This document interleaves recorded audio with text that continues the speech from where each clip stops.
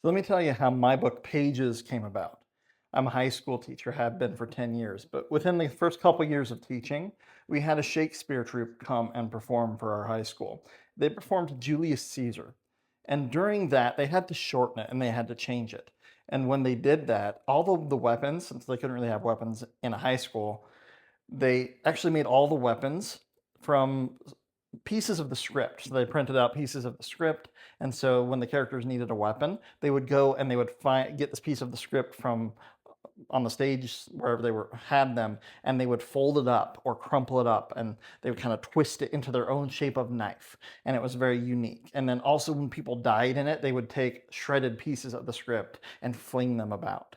And at the end, they were asked, "Why did you do that? Why make that choice?" And they said it was because they felt that the words really had power, and the words of the script and the words that they were using for this really represented the life force of these characters.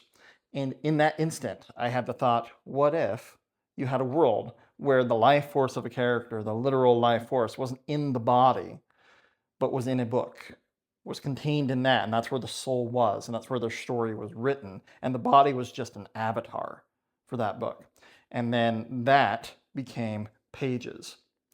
Right? So this is a book where all of the characters, their avatars, everyone in this world has a life book where their story is written. That's where their soul is, and their body is just an avatar. Everybody except the main character. The main character in this book, when she wakes up, she is the only one without a life book. And so it's about how does that play out? How does she function in this world when she is the only one that doesn't have a life book?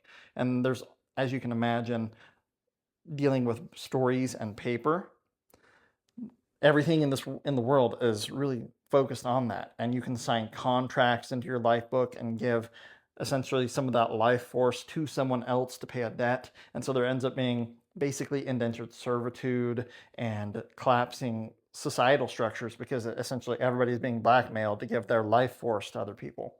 So that's the story of Pages. If it sounds interesting to you, it's on Amazon. You can go check it out right now. Pages by Zach Larson.